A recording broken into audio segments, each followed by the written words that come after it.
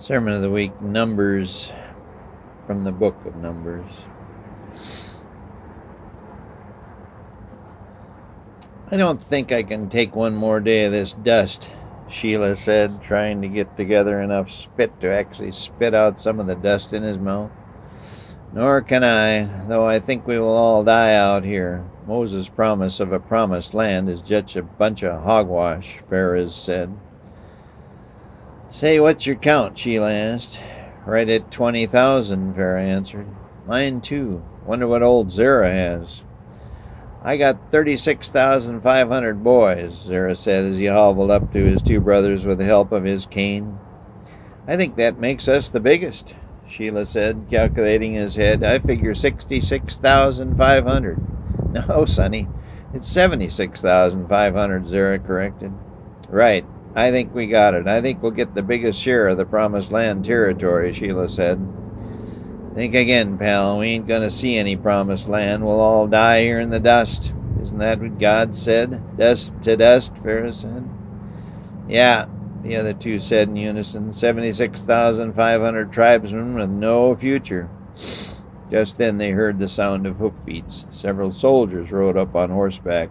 Who's in charge here? The leader called out gruffly. That would be me, sir, Pharez said, standing to attention.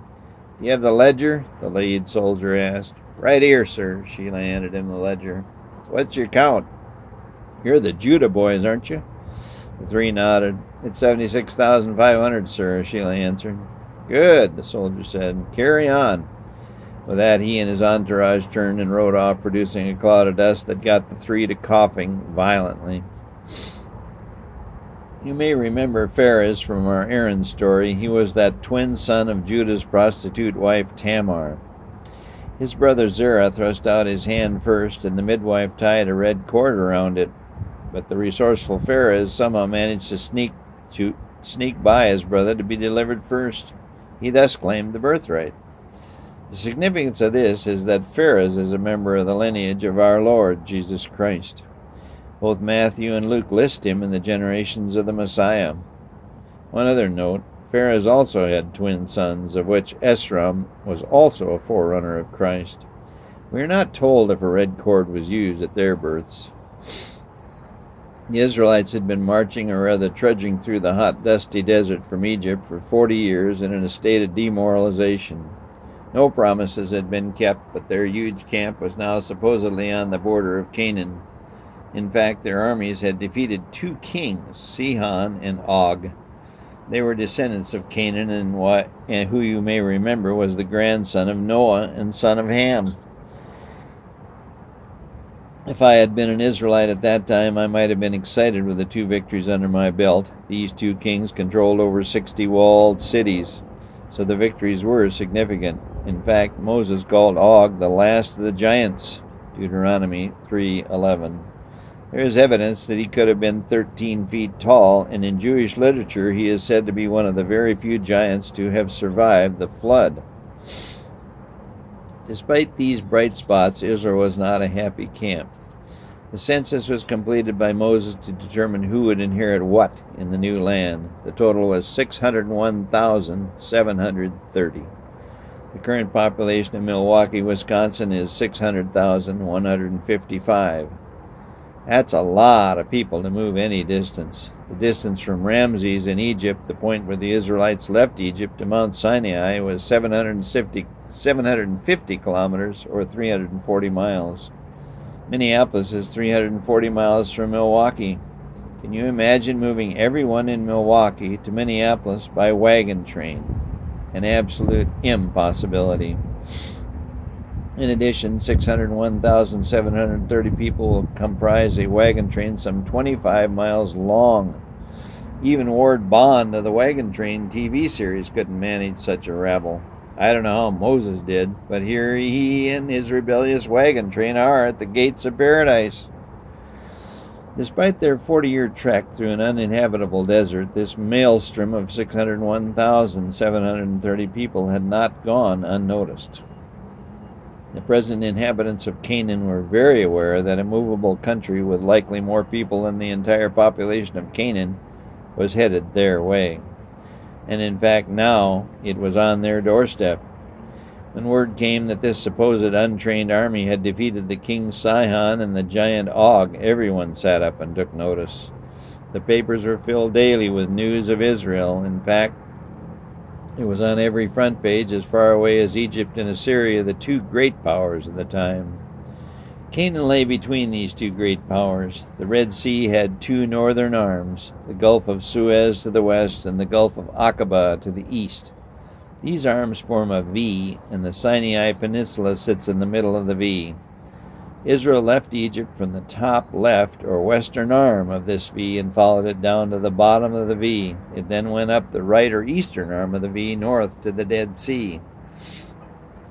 Moses then led them through Edom, Moab, which lies directly east of the Dead Sea, and then took Heshbon and Edrei, Edrei, which gave them control of the land east of the Jordan River. This is the current land of Jordan, so now they were facing west, staring over the Jordan River to their promised land of Canaan. Israel had proved in the last 40 years that it was a resilient people, but the challenges had not ended. News of their God, the pillar of fire, the manna, and the water from a rock were widespread, and the remaining rulers and governments of the region were filled with concern. Once again, as he always does, God had a solution for his people. Balaam first appears in history in Numbers 22. Balaam was a prophet who lived in Ammon, which is just east of where the Israelites were camped, east of the Jordan. Moab, which they had skirted on their journey to the current position, was to the south. The king of Moab was your average run-of-the-mill king of the time. His name means devastator. He was not pleased about the fact that Israel was moving into his territory and, like the countries of today, was worried about how to feed, clothe, and house refugees. So far, they were just a moving refugee camp, but their size and their God, whoever he was, made them a real threat, not only to the economy of his country, but to its very existence. Egypt's population at the time is estimated to be 3 million, thus Israel was certainly larger in population than Moab, and probably approached that of the entire land of Canaan. Balak knew of Balaam.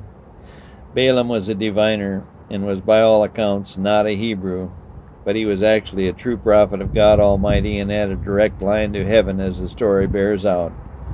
Balak, the king of Moab, sent his emissaries to Balaam and asked that he put a curse or hex on Israel so Balak could mobilize his forces and defeat them. They presented their proposal to Balaam, but he was not sure he should put a hex on what he knew to be God's chosen people. After thinking it over, he asked the emissaries to stay the night and said he would have an answer for them in the morning. The next morning he relayed God's message.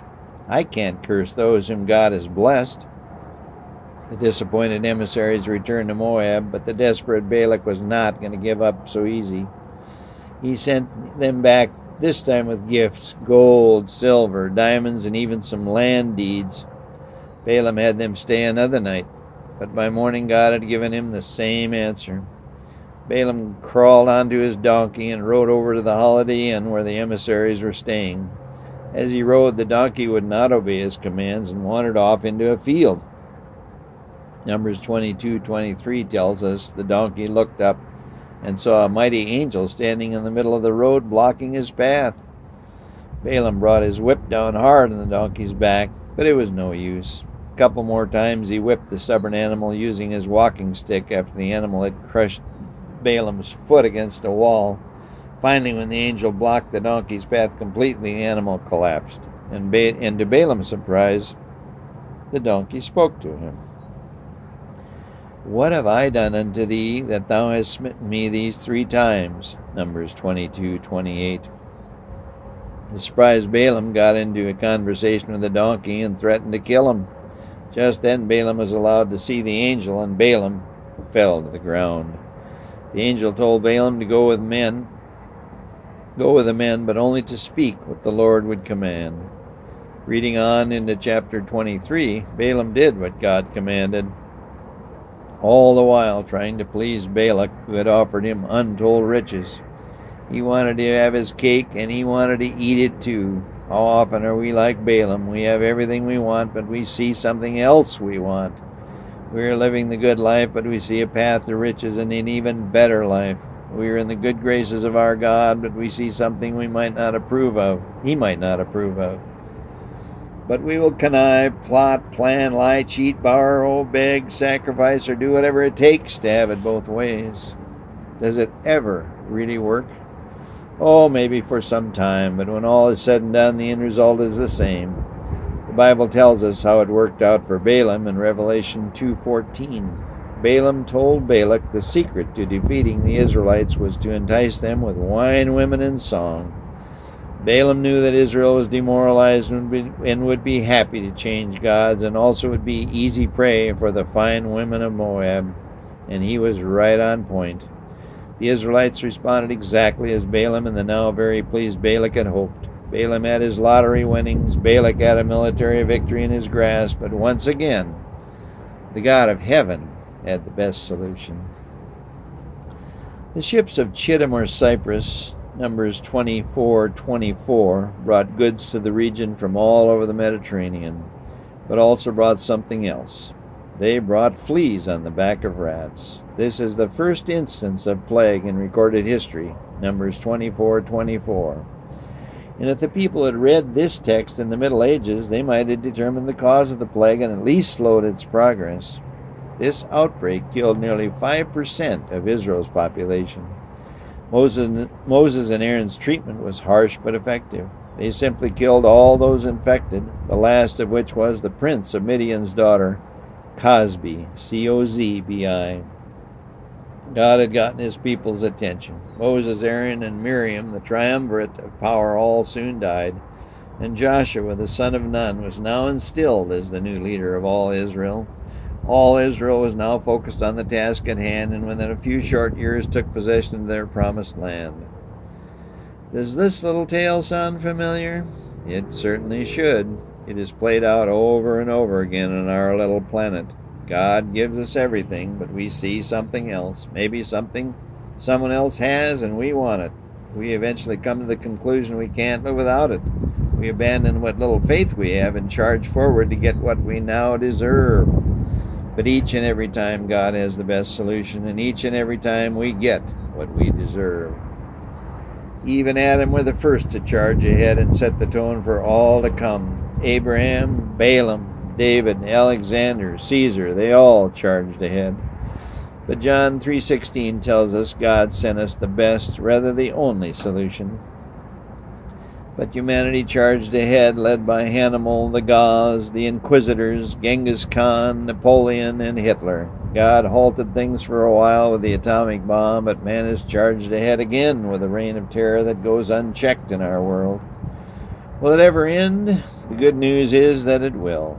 It will not come easy, but it will end on that great and terrible day in the little valley called Megiddo. It will be so terrible that the word Armageddon is used only once in the entire Bible, Revelation 16:16. Selfie is one of the great new words of the 21st century. Sit down with your selfie this week and talk things over. See if you can see the angel photobombing you. Balaam couldn't until God got his attention by crushing his foot. Now, when you come to the realization that God's plan is the best one, don't be like Balaam and continue on the wrong path. If you do, you will get what you deserve.